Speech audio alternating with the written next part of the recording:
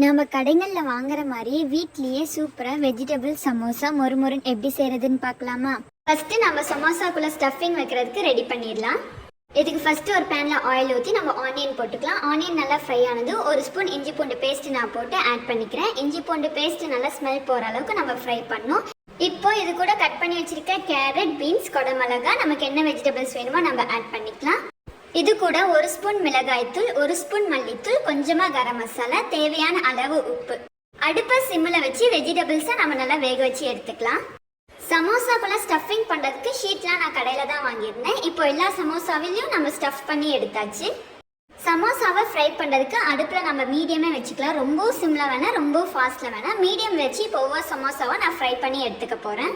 அவ்வளோதான், மொறுமொறுன்னு சமோசா ரெடி.